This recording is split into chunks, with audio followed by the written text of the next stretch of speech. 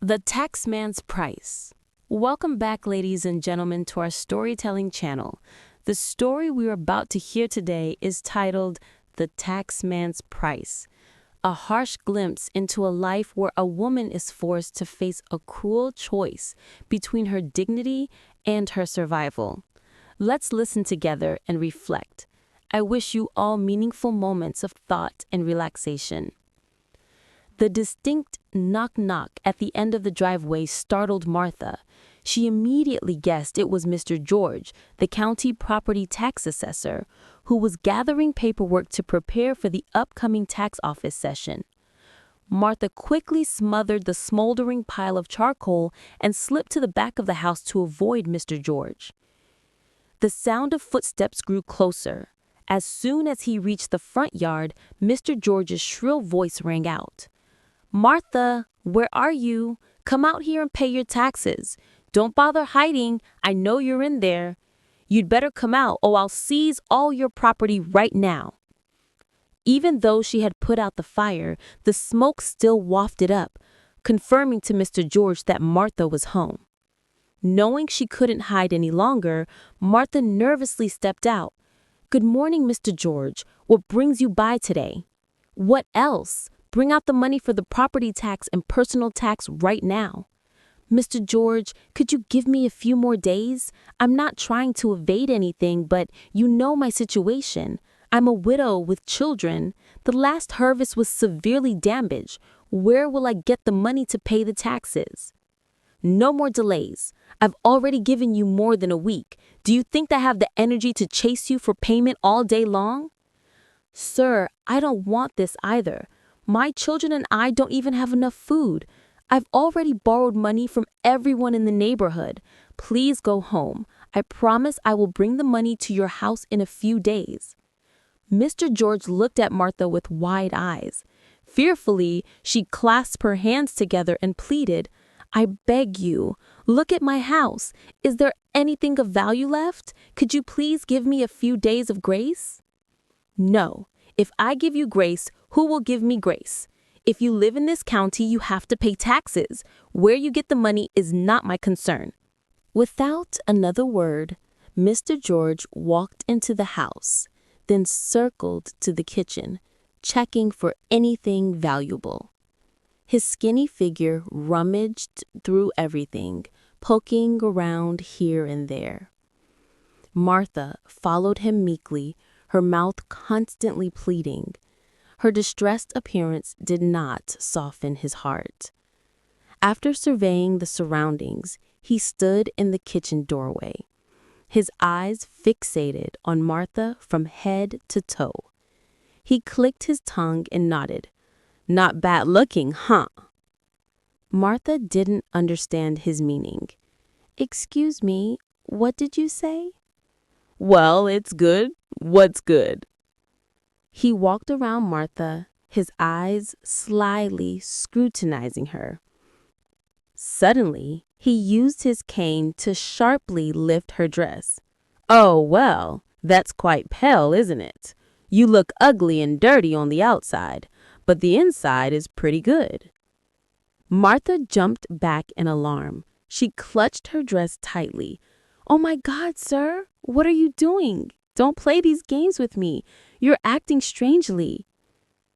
"Consider it luck. Why are you making a fuss? Do you think I play games with just anyone? Now, if you don't have the money, what should we do?"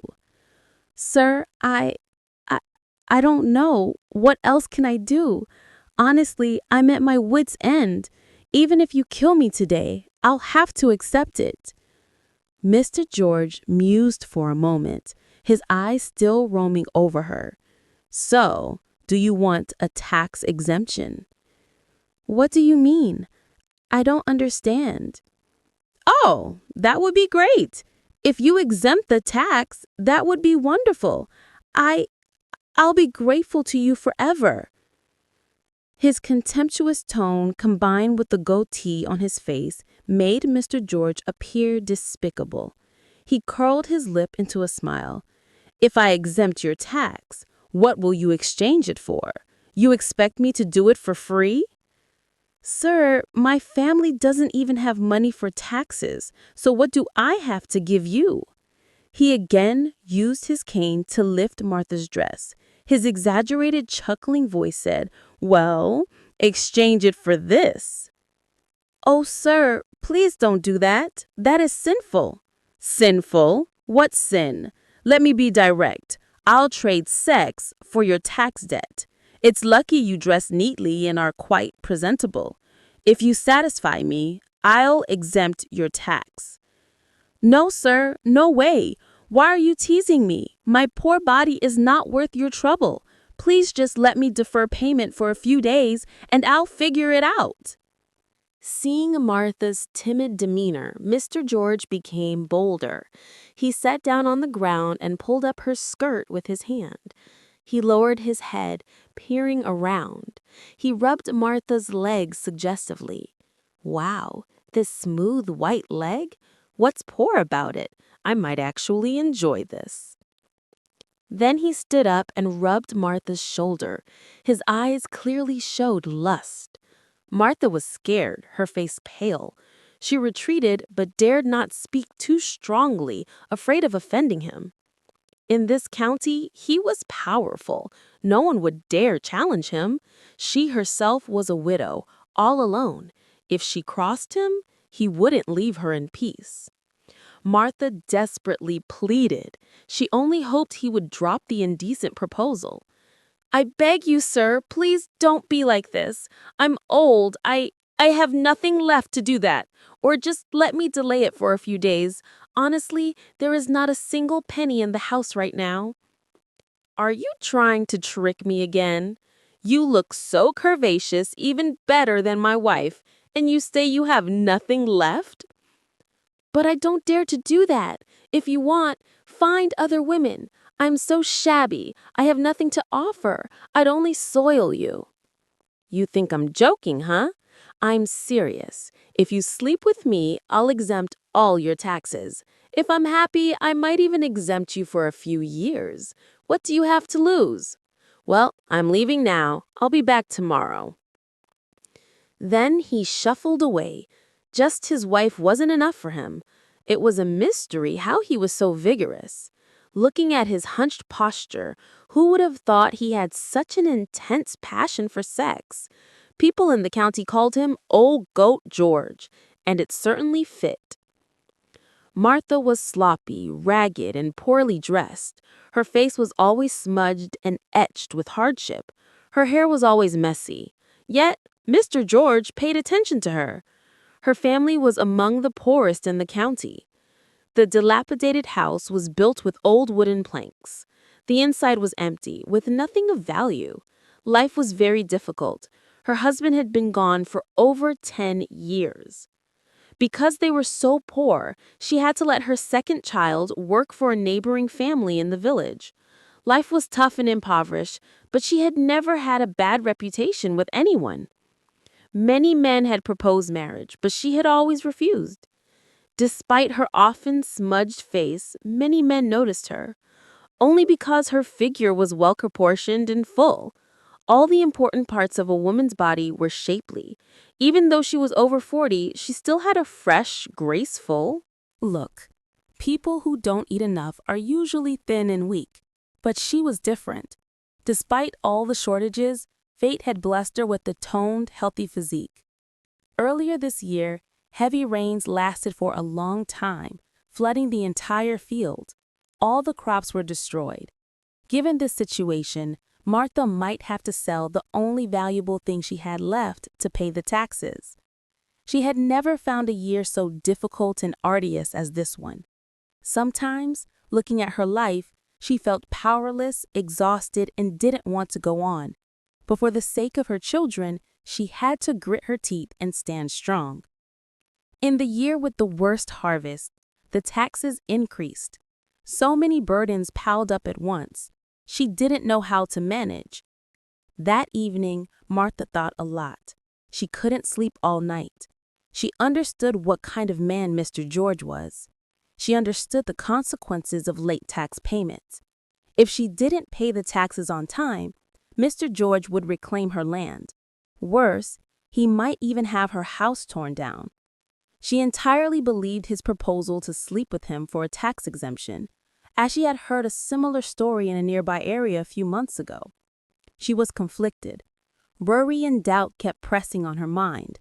Mr. George's words became more persistent.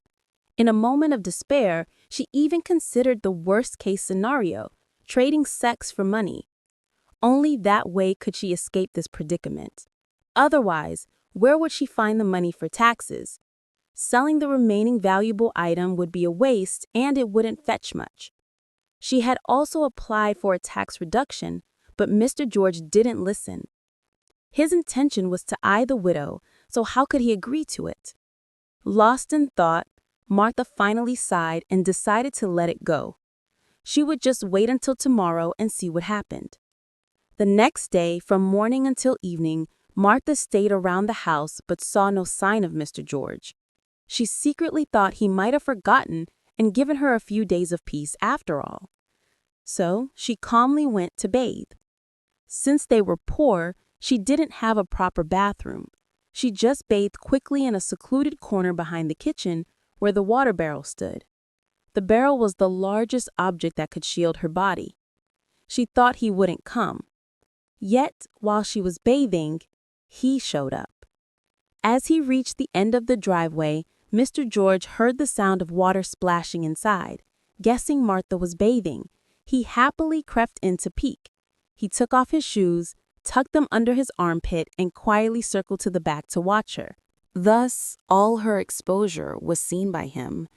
Her entire white, smooth body made him tremble. Her body truly was beautiful. Everything was full and vibrant. Due to manual labor, she looked toned and shapely. It was truly captivating. The drops of water clinging to her soft skin further excited Mr. George.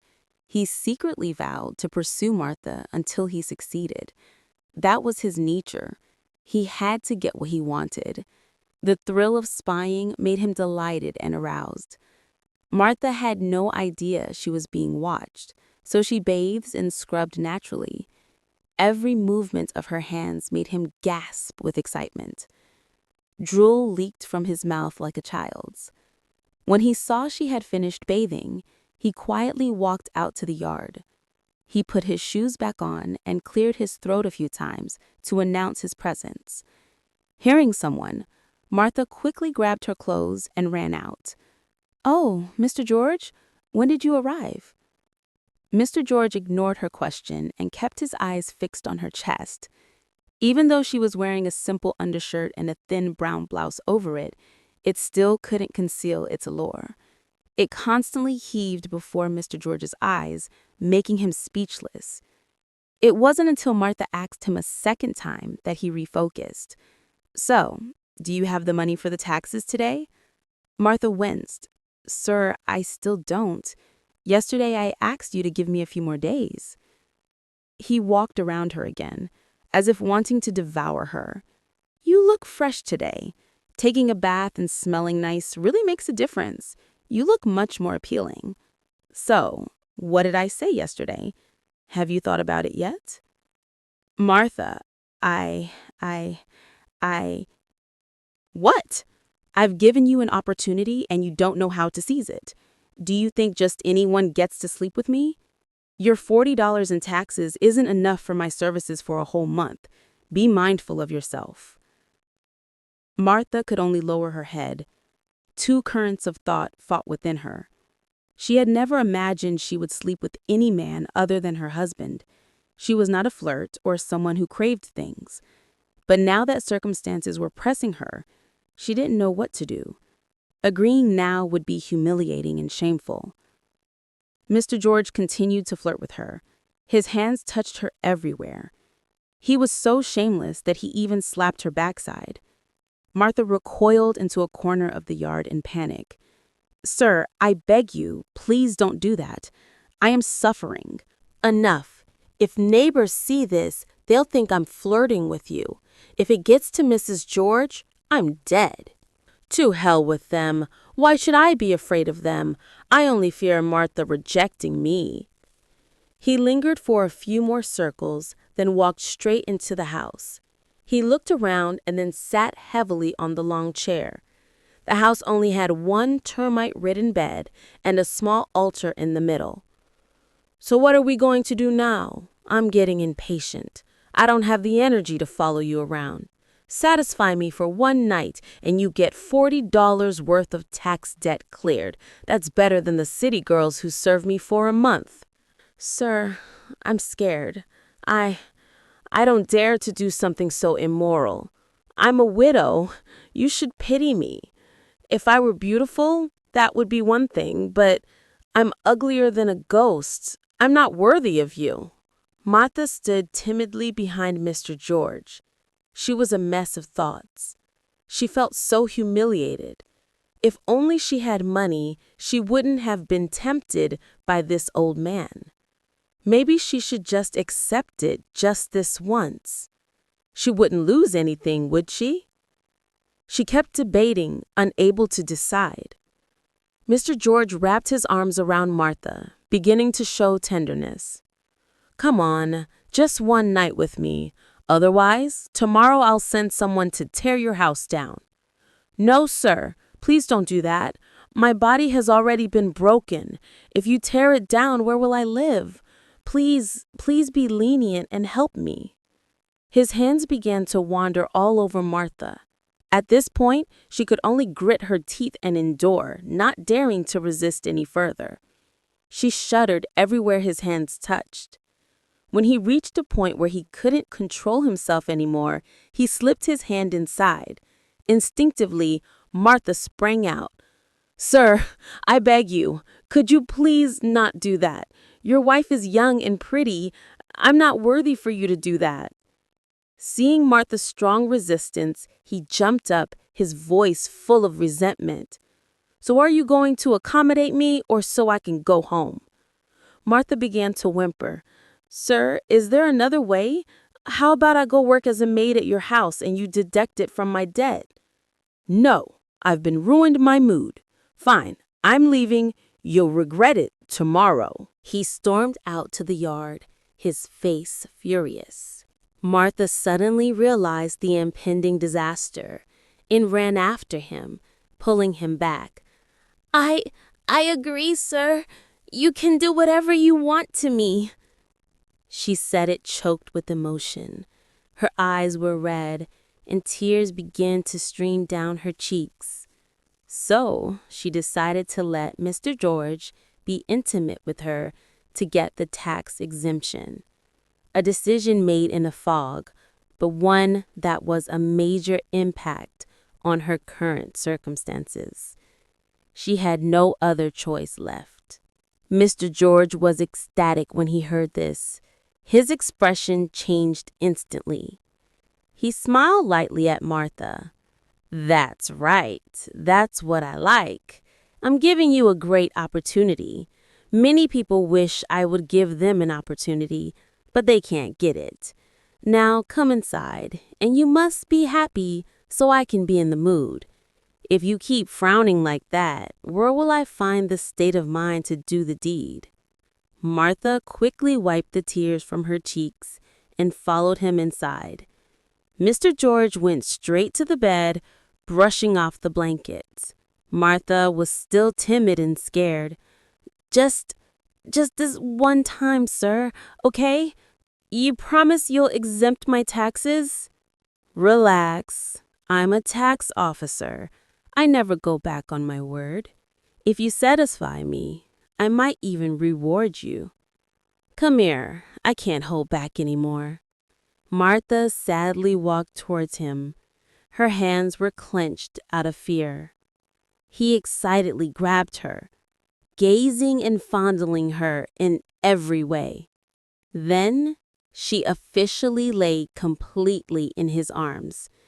She entered into a secret affair of trading sex for money. She still couldn't believe it was true. She only hoped he would finish quickly to return her peace. His lustful face became increasingly terrifying. It had been a long time since Martha had been intimate, so she was clumsy.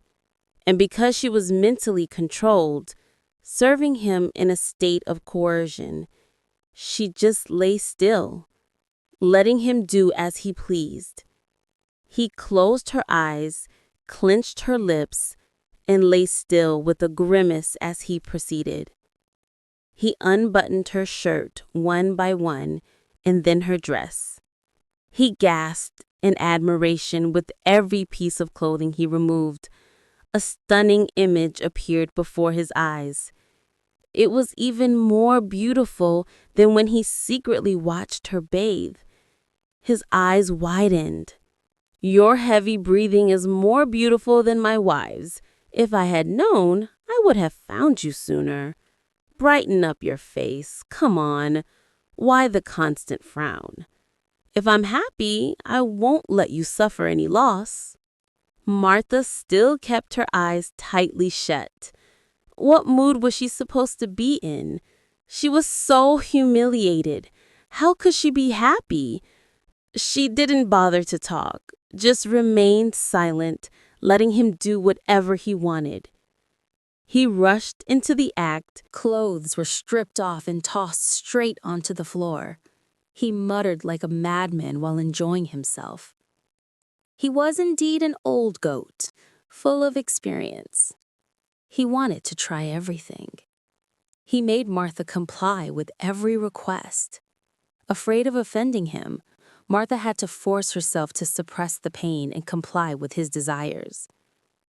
He frantically enjoyed the moments of pleasure. Although Martha looked ugly and rough on the outside, the inside was completely the opposite. This stimulated him even more. Not only was he frenzied in the act, but he was also incredibly skilled at it. In just 15 minutes, he managed to change Martha's expression. Small sounds of happiness quietly emerged. It seemed to Martha was also beginning to feel the intoxicating pleasure. After so many years of loneliness, enduring nightly desires, today she was finally relieved in special circumstances. After all, she was a woman, and she was in her most passionate age, so it was natural for her to feel excitement. Even though she knew she was being forced, Mr. George was too proficient, too skilled. He transformed Martha from a victim into someone who experienced pleasure. "Do you like it, sweetheart? My performance makes you happy, doesn't it? It's been a long time since I've admired a captivating widow like you." Under those vigorous attacks, Martha could no longer speak. From beginning to end, she didn't utter a single sentence. Occasionally, when emotions surged, she would let out a small moan or a few short phrases. Sometimes she writhed, rolled, and swayed with every wave of emotion churning inside her. Mr. George was delighted to see this. He didn't want to perform with someone who showed no emotion. He didn't want to cooperate with a soulless log. At first, he had imagined just that. He thought she would lie still, motionless, and grimacing unhappily. But now she had become soft and melted away. After satisfying his needs, he leaned back against the wall, panting. His eyes were glazed over, still lingering in bliss. Martha got up and immediately put her clothes back on. Her face showed a bit of indifference. She conveniently picked up Mr. George's clothes from the floor. "Put your clothes on and go home. Your wife will come looking for you." "Do you want me to serve you once more?" "Just go home, sir. Don't bother me again. I hope you won't trouble me anymore. I'm already humiliated enough. I hope you understand." Mr. George slowly got down and slipped on his clothes. Then he pulled out his wallet and took out some money. "Here, I'll give you a few dollars. Since you made me so happy, this is a bonus. I'll exempt the taxes. But I'll still be back next time, okay?" He put the money on the bed, grabbed his cane, and walked straight home. He had never been so satisfied with anyone before. It was much more emotional than the young girls he had been with. His face radiated happiness. It was a complete opposite of Martha's mood. She didn't know whether to be happy or sad. Happy that she had paid the tax without any effort. $40 was a lot of money. Even if she sold everything, it wouldn't be enough. She had relieved a huge worry. She would sleep well at night, and her mind would be at peace. With the extra money he gave her, she had food to eat gradually. But even with the joy, she felt uneasy inside. Something felt missing. Something was wrong. In this society, this was not rare. She knew many people in the neighborhood who also traded sex for money like this. Although it was shameful and sinful, she had to endure it because circumstances had pushed her to such a decision. The story was supposed to end there. She wouldn't have to meet Mr. George under those circumstances again. Yet a few weeks later, he came looking for her again, full of excitement. He burst into the house, startling Martha. "What are you looking for me for?" "Woman, I miss you, so I came to visit. Is that not allowed?" He chuckled heartily. Without Martha inviting him in, he walked in himself and sat heavily on the bed. Seeing this, Martha rushed after him. "If you don't have anything to do, please leave. In broad daylight, you should be collecting taxes. If anyone sees us, they'll think we're having an affair. If it gets to Mrs. George, I'm dead." "To hell with them. Why should I be afraid of them? I only fear Martha rejecting me." He used that despicable tone again, making Martha understand his purpose for coming. She spoke with displeasure. "Please leave. I don't want to see you again. I've suffered enough humiliation. Please don't come here and bother me anymore." It's true that good food is remembered long. A hard hit is remembered forever. Because Martha was so attractive, Mr. George couldn't forget the feeling. He sought her out as a place to satisfy his needs. "I also don't want to come here either, but when I saw you at the market at noon, swaying like that, how could I resist? If it's been once, what's wrong with doing it again? I exempted your taxes for a whole year, and you're not even grateful. And you liked moaning that night, didn't you? Come on, someone's here to help you, and you treat me like an enemy. Don't think of me as that kind of woman. If it weren't for the circumstances, I would never dream of doing such indecent things. Please go home. I don't want to be talked about." Since she was home alone, Martha was dressed carelessly. She was only wearing a thin shirt to work comfortably, so everything underneath was clearly visible. This further stimulated Mr. George. Sitting on the bed, he stared intently at her body. Knowing that Martha would never comply without something in return, he immediately pulled some money out of his pocket. It was a few dollars.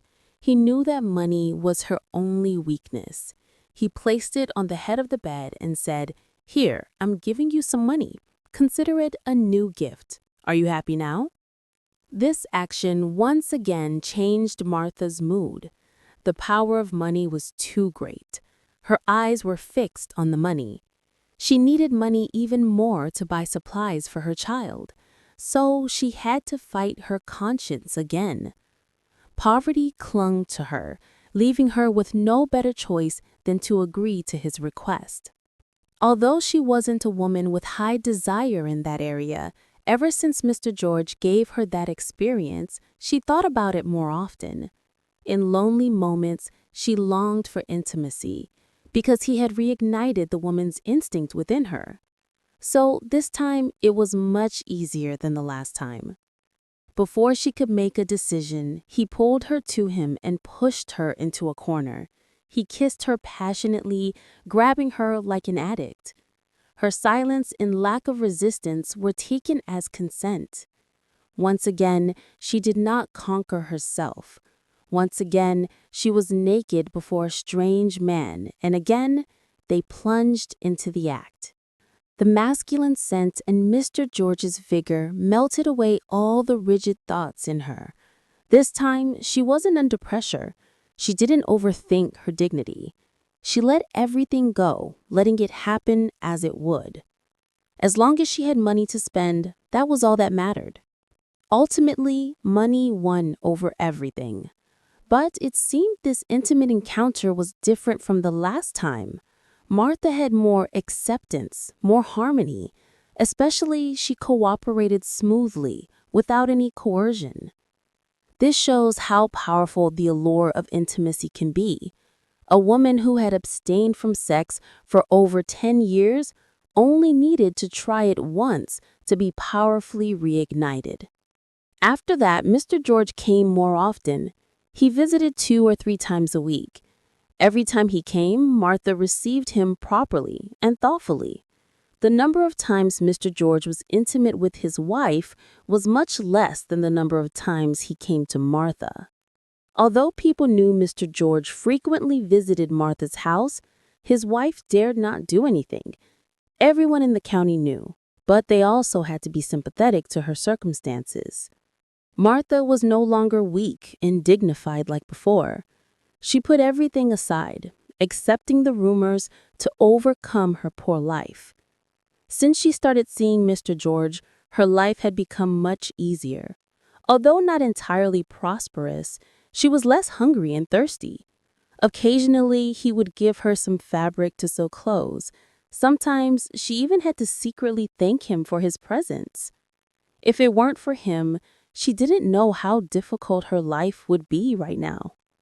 After their secret affair had been going on for about 2 years, Mr. George fell ill and passed away. From that day on, no other man appeared at Martha's house. She returned to her farm work, being more diligent and hardworking to earn a living. And every year, she still had to pay taxes regularly because the tax collector was no longer Mr. George. Everything returned to its original course.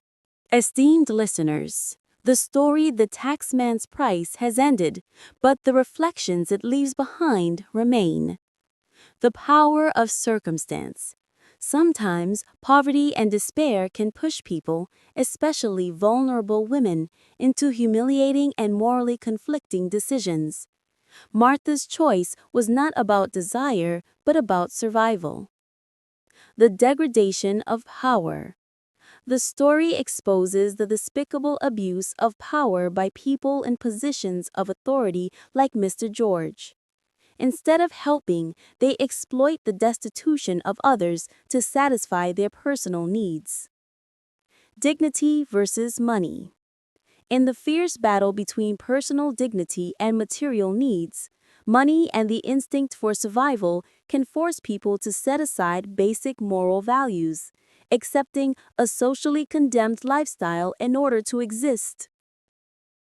We hope that in the future, Marta will find a suitable person to share her old age with and also help her escape the plight of loneliness, so she no longer has to make such helpless choices every time she has to pay taxes.